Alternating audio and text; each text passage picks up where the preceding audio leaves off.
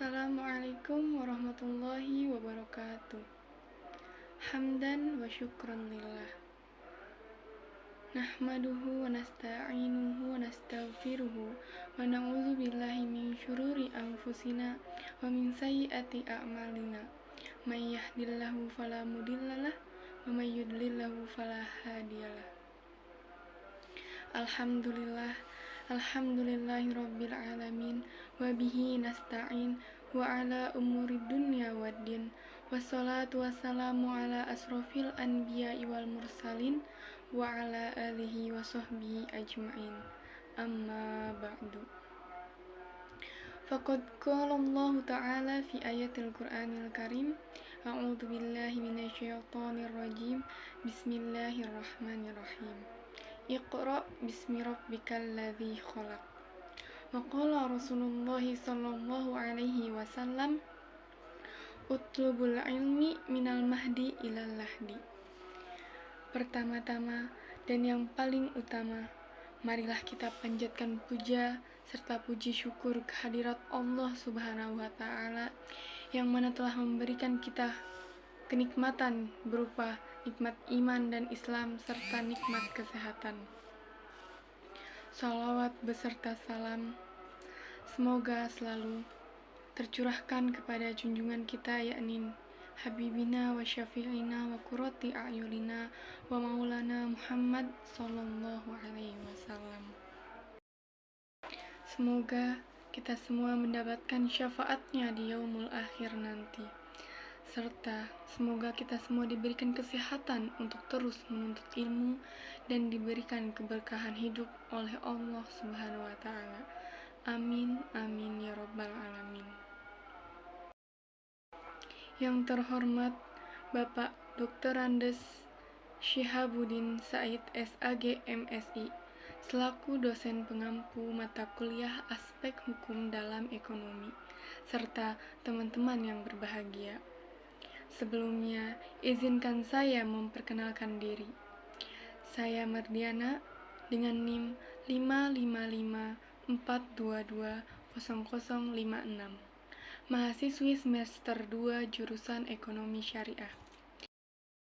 Adapun tujuan pembuatan video ini adalah sebagai ujian tengah semester pada mata kuliah Hukum Islam dengan dosen pengampu yakni Bapak Dr. Andes Syihabuddin Said SAG MSI. Baiklah, adapun materi yang akan saya sampaikan pada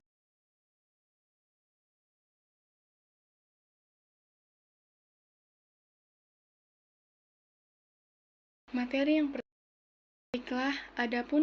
yang akan saya sampaikan pada mata kuliah Hukum Islam mengenai yang pertama ada ruang lingkup hukum Islam, yang kedua ciri-ciri hukum Islam, yang ketiga tujuan hukum Islam. Materi yang pertama yaitu ruang lingkup hukum Islam. Materi yang pertama, ruang lingkup hukum Islam adalah objek kajian hukum Islam atau bidang-bidang hukum yang ada di dalam bagian hukum Islam itu sendiri. Seperti di Indonesia yang memiliki hukum adat, hukum Islam ini tidak membedakan antara hukum privat dan hukum publik.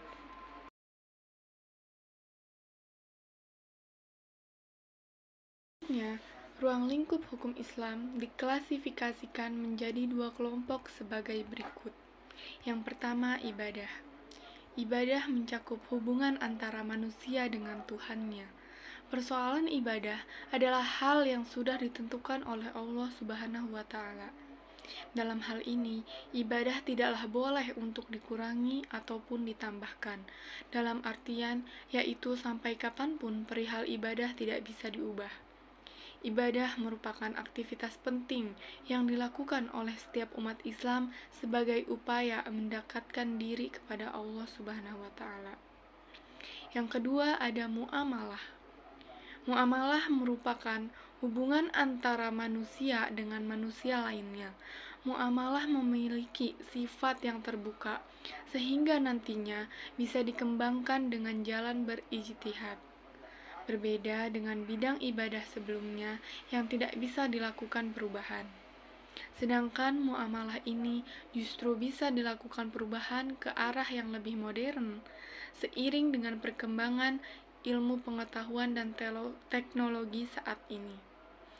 Muamalah yang memiliki sifat umum ini memperbolehkan semua akad untuk dilakukan, kecuali jika ada dalil yang membatalkan ataupun melarang hal tersebut. Selanjutnya, ada ciri-ciri hukum Islam.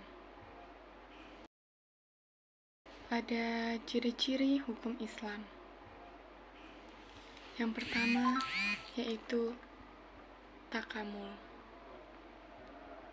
Yang kedua, bersifat universal.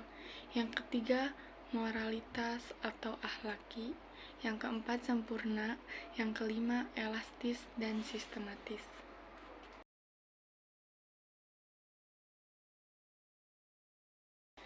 Pertama, takamul, yaitu lengkap, sempurna, bulat, dan terkumpul padanya aneka pandangan hidup. Hukum Islam membentuk umat adalah dalam kesatuan yang bulat, walaupun mereka berbeda-beda bangsa dan berlainan suku. Maksudnya adalah, meskipun kita berbeda-beda bangsa dan berlainan suku, memiliki adat dan tradisi masing-masing yang sangat berbeda, tetapi kita menyatu pada satu kesatuan yang bulat, yang sempurna pada hukum Islam yang sama. Maksudnya, kesempurnaan hukum Islam di sini yaitu sudah tertera dengan jelas di dalam Al-Quran, yang memang tidak bisa disanggah lagi, sekalipun oleh profesor-profesor dikumpulkan di seluruh dunia untuk menyanggah Al-Quran, karena Al-Quran adalah kitab yang diturunkan oleh Allah dan dijaga kemurniannya oleh Allah Subhanahu wa Ta'ala. Maka dengan ini tidak akan ada manusia yang mampu merusak Al-Quran, dan tidak akan ada lagi hukum yang akan menyempurnakan hukum Islam yang telah tertulis di dalam Al-Quran. Kedua, bersifat universal. Bersifat universal dan dinamis atau harokah. Hukum Islam tak memiliki batas seperti halnya pemilik dari hukum itu sendiri, yang kekuasaannya juga tidak terbatas, yakni Allah Subhanahu wa Ta'ala. Selain itu, hukum Islam juga bersifat dinamis, bahwa bisa menyesuaikan dengan zaman yang terjadi. Oleh karena itulah, hukum Islam ini bisa dipergunakan pada waktu dan tempat yang berbeda seiring dengan perkembangan manusia. Sifat universal ini singkatnya adalah, ajarannya sangat mudah dilakukan oleh seluruh golongan manusia. Ketiga, moralitas atau akhlaki. Moral dan akhlak sangat penting dalam pergaulan hidup di dunia ini. Oleh karena itu, Allah sengaja mengutus Nabi untuk menyempurnakan akhlak yang mulia, sebagaimana juga Allah memerintahkan umat Islam untuk mengambil contoh teladan dari moral Nabi. Moralitas atau akhlaki ini mengambil contoh dari akhlak dan moralnya Nabi yang sangat mulia. Banyak sekali akhlak beliau yang dapat kita tiru. Sifat utamanya yang dapat kita tiru yaitu rendah hati, lemah lembut, jujur, tidak suka mencari-cari kesalahan atau keburukan yang terdapat pada orang lain, sabar dan tidak angkuh, santun, serta tidak mabuk pada pujian. Yang keempat, sempurna. Syariat Islam diturunkan dalam bentuk yang umum dan garis besar permasalahan. Oleh karena itu, hukum-hukumnya bersifat tetap, tidak berubah-ubah sebab perubahan masa dan tempat.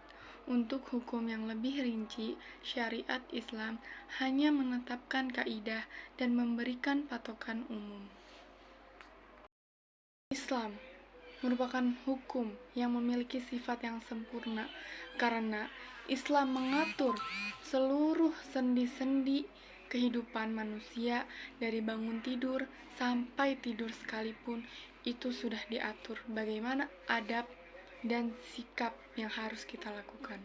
Sehingga apa saja yang dilakukan mempunyai akibat hukum yang berbeda, baik itu dalam urusan manusia dengan Allah atau bisa disebut hablum minallah, maupun hubungan manusia antar sesama manusia yang lain yang bisa disebut dengan hablum minannas.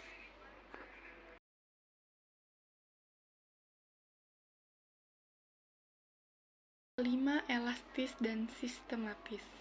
Hukum juga bersifat elastis atau luas. Ia meliputi segala bidang dan lapangan kehidupan manusia. Permasalahan kemanusiaan, kehidupan jasmani dan rohani, hubungan sesama makhluk, hubungan makhluk dengan Khalik, serta tuntutan hidup dunia akhirat terkandung dalam ajarannya. Hukum Islam memperhatikan berbagai segi kehidupan, baik muamalah, ibadah, jinayah, dan lainnya. Meski demikian, ia tidaklah kaku, keras, dan memaksa.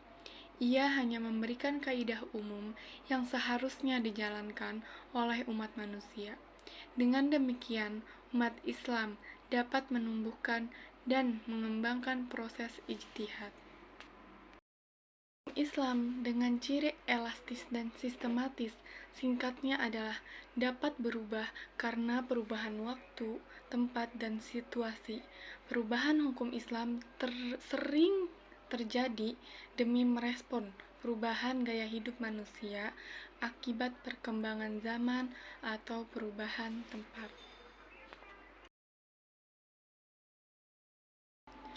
Selanjutnya, ada tujuan hukum Islam. Tujuan hukum Islam. Pembentukan hukum Islam memiliki tujuan untuk merealisasikan kemaslahatan manusia dengan menjamin kebutuhan pokoknya atau daruriyah, kebutuhan sekunder atau hajiyah, serta kebutuhan pelengkap atau tahsiniyah. Secara umum, tujuan hukum Islam yaitu sebagai ketetapan hukum Islam, kemaslahatan umat manusia, kemaslahatan dunia dan akhirat, serta petunjuk ke jalan yang benar bagi manusia. Mempelajari hukum Islam harus mengetahui maksud dan tujuan pembuat hukum dan keadaan atau kejadian yang memerlukan turunnya wahyu, suatu ayat Al-Quran, dan hadis Nabi Sallallahu Alaihi Wasallam. Yang terakhir yaitu ada kesimpulan. Izinkan saya untuk membacakan kesimpulannya. Yang pertama, ruang lingkup hukum Islam secara garis besar ialah kaidah ibadah dalam arti khusus atau yang disebut kaidah ibadah murni, mengatur cara dan upacara hubungan langsung antara manusia dengan Tuhannya. Kaidah muamalah yang mengatur hubungan manusia dengan sesamanya dan makhluk lain di lingkungannya. Yang kedua, ciri-ciri hukum Islam tidak lepas dari sumber hukum, yaitu Al-Quran, dan mempunyai istilah kunci, yaitu syariah dan fikih. Dan tujuan hukum Islam secara umum adalah tercapainya keridhaan Allah dalam kehidupan manusia di dunia dan di akhirat. Baik, demikian beberapa hal yang dapat saya sampaikan dalam pemaparan materi kali ini. Selanjutnya, saya mohon maaf yang sebesar-besarnya apabila ada tutur kata yang salah dan kurang berkenan bagi Bapak dan teman-teman sekalian. Yang baik datangnya dari Allah dan yang buruk datangnya dari saya. Dengan ini, pemaparan materi ini saya tutup. Terima kasih atas perhatiannya. Wassalamualaikum warahmatullahi wabarakatuh.